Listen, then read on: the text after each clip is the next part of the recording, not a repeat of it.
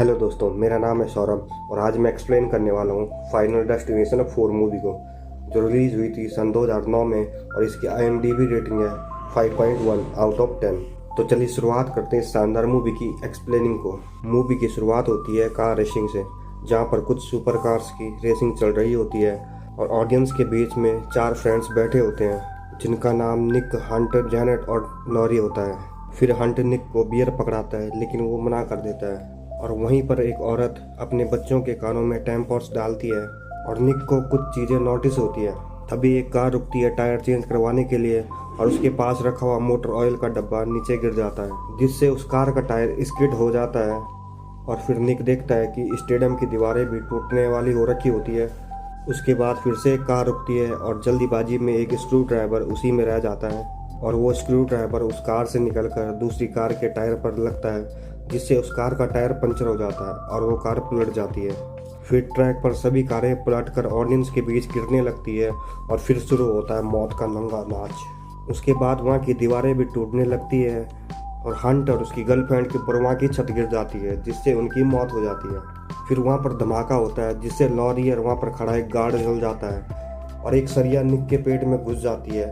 तभी अचानक से उसकी आंख खुलती है और वो शॉक्ड हो जाता है कि वो एक प्रिजन देख रहा था।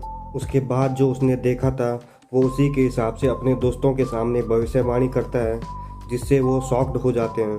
फिर वो अपने दोस्तों को बोलता है कि यहाँ पर हादसा होने वाला है। ये सुनकर वहीं पर बैठा एक आदमी उससे लड़ने लग जाता है।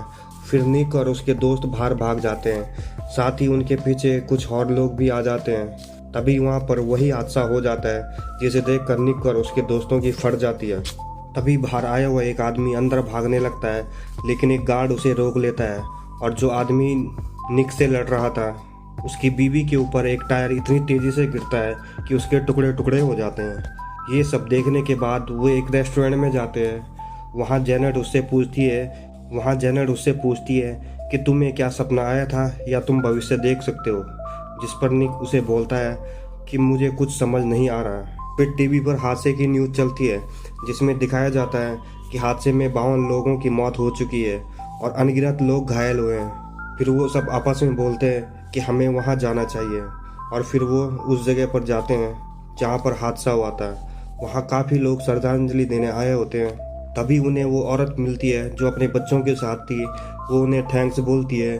फिर उनके पास गार्ड आता है जिसका नाम जॉर्ज होता है। वो निक से बात कर ही रहा था, तभी वो आदमी आ जाता है जिसको गार्ड ने अंदर जाने से रोका था।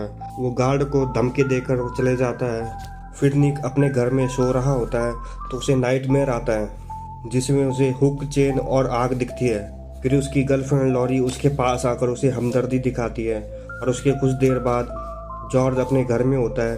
तभी उसके घर के बाहर वही आदमी आता है जिसने उसे धमकी दी थी। वो एक क्रेन लेकर आता है और काफ़ी नशे में भी होता है। उसका इरादा जॉर्ज को मारने का होता है, जिसकी वो तैयारी करने गाड़ी से बाहर निकलता है। तभी उसकी गाड़ी के अंदर बियर नीचे हैंड ब्रेक पर गिर जाती है, जिससे उसकी गाड़ी आगे जाने लगती है और वो उसे रोकने की कोशिश करता है, लेकिन वो नहीं रुकती और वो खड़ा हो जाता है। फिर क्रेन का हुक उसके कपड़ों में फंस जाता है, जिससे क्रेन उसे घसीटने लगती है। फिर वहाँ पर आग लग जाती है और धमाका हो जाता है, जिसके कारण उसकी मौत हो जाती है। जॉर्ज ये सब देखकर बहुत डर जाता है और लॉरी निक को टीवी देखने के लिए बोलती है, जिसमें उस आदमी की घसीटने से हुई मौत की न्यूज़ चल रही होती है। ये सब देखकर निक को फिर से प्रिविजन आता है, जिसमें उसे सीजर, सिगरेट और पत्थर दिखते हैं। फिर वो लॉरी को बताता है कि कल रात को मैंने उसकी मौत देखी थी और अभी भी मुझे ऐसा ही एहसास हुआ, लेकिन मुझे कुछ समझ नहीं आ रहा है, कुछ भी क्लियर नहीं है। उसके बाद वही 2 बच्चों वाली औरत सलून में जाती है और उसके बच्चे एक बोर्ड पर पत्थर मार रहे होते हैं और वहीं पर एक आदमी होता है जो वहाँ पर गार्डनिंग कर रहा होता है। उसके बाद वो अपने बच्चों को वीडियो गेम खेलने भेज देती है और खुद अंदर सैलून में अपने बाल सेट करवाने लग जाती है। वहाँ पर एक बार्बर पोछा मार रही होती है और पोछा मारने के बाद वो मोप को साइड में रखती है और उस मोप का डंडा फेशियल क्रीम पर लग जाता है, जिससे फेशियल क्रीम ज़मीन पर गिर जाती है और वहाँ का सीलिंग फैन भी टूटने वाला होता है। तभी उस औरत के बच्चे वहाँ पर आते हैं और फेशियल क्रीम की वजह से वो फिसल जाते हैं।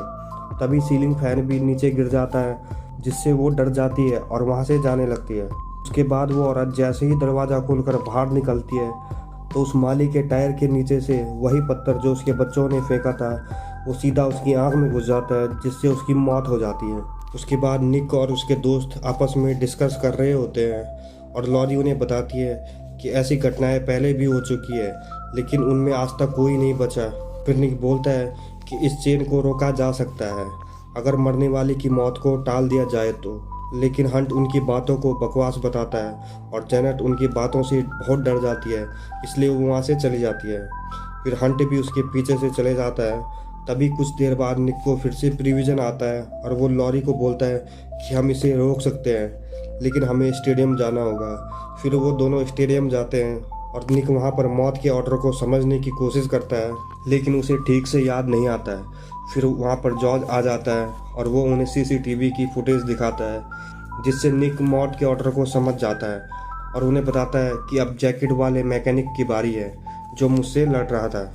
फिर वो तीनों उस मैकेनिक के पास जाते हैं और उसे बोलते हैं कि स्टेडियम से निकले हुए 3 लोग पहले ही मर चुके हैं और अब आपकी बारी है। फिर वो बात करने के लिए बाहर आते हैं।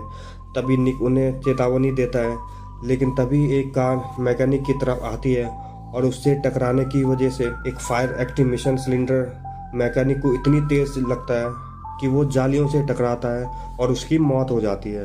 ये देखकर वो तीनों बहुत डर जाते हैं। फिर निक उन्हें बोलता है कि अब जेनेट और हंट की बारी है, हमें उन्हें बताना होगा। उधर हंट स्विमिंग पूल में मज़े कर रहा होता है और जेनेट अपनी कार धुलवाने के लिए जा रही होती है। फिर निक हंट को फ़ोन करता है, लेकिन उसका फ़ोन नहीं लगता है। उसके बाद वो प्रिविजन देखता है जिसमें पानी दिखता है।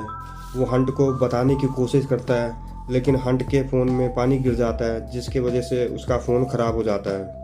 फिर हंट एक वाटर गन एक जगह पर रखता है, लेकिन वो गन वाटर ड्रेनिंग वाले बटन पर गिर जाती है, जिससे स्विमिंग पूल का वाटर ड्रेन होने लगता है।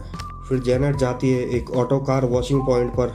वहाँ वो अपनी कार धुलवाने के लिए अंदर जाती है, लेकिन तभी वहाँ पर शॉर्ट सर्किट हो जाता है, जिससे जेनेट अपनी कार के अंदर ही फंस जाती है।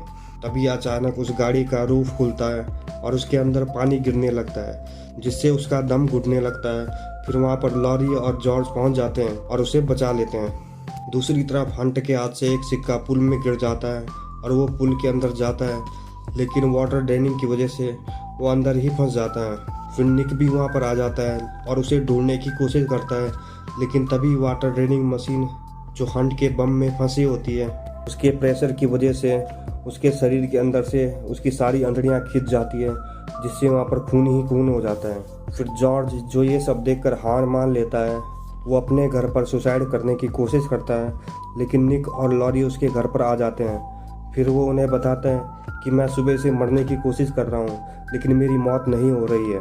फिर लॉरी बोलती है कि जेनेट को बचाने से चेन टूट गई है।